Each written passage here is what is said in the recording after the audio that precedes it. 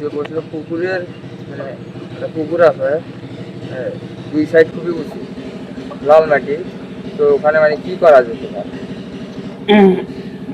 উঁচু উঁচু জায়গা তো সবে হয়। উঁচু জায়গা সব হয় কিরকম, যদি সাধারণত প্রকৃতির যে সিস্টেম, উঁচু জায়গায় থাকবে গাছপালা ফসল সবকিছু, আর নিচু জায়গা থাকবে পানি, মানে পানি মানে মাছ থাকবে। এটা কিন্তু প্রকৃতির সিস্টেম। এখন উঁচু জায়গায় যদি আপনার স্পেস থাকে, মানে এক একটা গাছের এক এক রকম সে নেয়, আয়তন বা স্থান নেয়। তো যদি এরকম থাকে, আলো বাতাস থাকে, লাল মাটিতে আপনার সকল কিছু হয়। লাল মাটিতে মূল যেটা সমস্যা হয় যে কাদা পরিমাণ বেশি থাকে, মানে অর্থাৎ মাটিটা থেকে বেশি হলো কম্প্যাক্ট।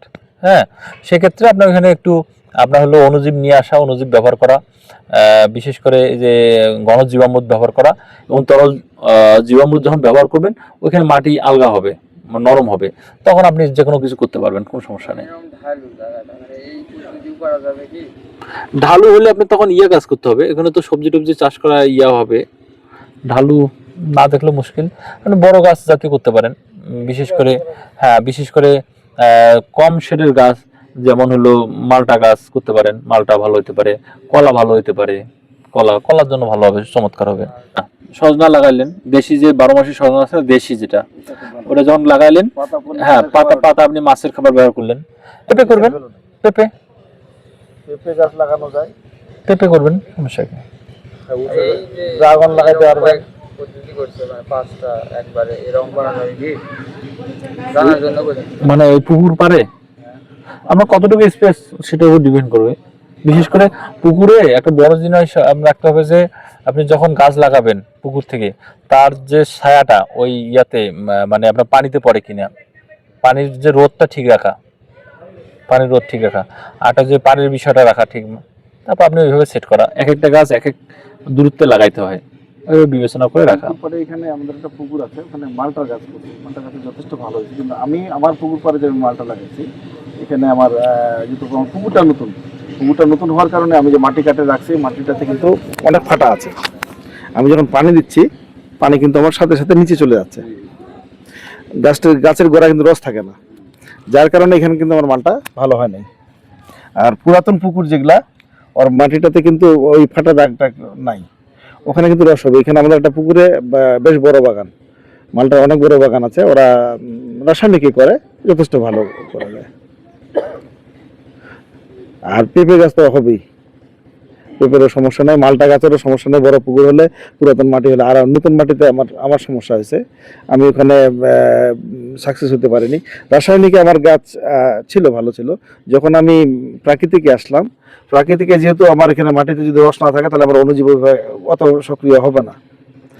তো আমি তো রসই রাখতে পারতেছি না, পানি দিচ্ছি আজকে, এখন পানি দিলে একটু পরে মনে হবে যেখানে পানি দেওয়া হয় নাই, এবং মাটিটা ফাটা আছে, সাথে সাথে পানি কোন দিক দিয়ে পুকুরে টুকুরে নামে যাচ্ছে, যেহেতু আমার পুকুরটাই কিছুদিন আগে কাটানো।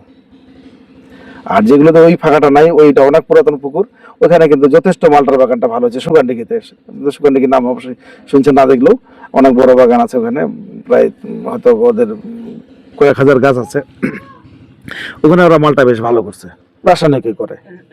একটা অবস্থা মানে বুঝে ব্যবস্থা করতে হবে। পুকুর পাড়টাতে আপনার খালি শুধু মাথায় রাখতে হবে যে পুকুর পাড়ে যে গাছটা লাগান, গাছের তো বুঝে নেই, আম গাছ যদি লাগান তো ওর যে পুরো ছায়াটা কিন্তু আপনার পুকুরটা পানিতে পড়বে, তাহলে লাগানো যাবে না। বড় গাছ যে শেড গুলা, মাঝারি জাতীয় গাছ, মালটা, পেয়ারা, যেগুলো শেড ছায়া পড়বে না, ওর মধ্যে এই ধরনের সকল গাছ লাগাইতে পারবেন। আর এর মধ্যে যদি আপনি সজনাটা লাগান, তাহলে ওটা মাছের খাদ্য হিসেবে ব্যবহার করতে পারবেন। সজনা এরকম, আটাও তো ছোট আছে, যেটা আপনার শেডটা বুঝবেন, শেডটা বুঝে। মেওয়া গাছে কিন্তু আমরা মনে করতেছি যে ওটা যথেষ্ট বাণিজ্যিক ভ্যালু আছে। মানে এইবার আমি দেখি যে এক একটা মেওয়া 60 টাকা করে বিক্রি হচ্ছে, তার মানে বিরাট ভ্যালু। কিন্তু আমরা ওই গাছটাকে কিন্তু আমরা আসলে গুরুত্বহীন মনে করছি।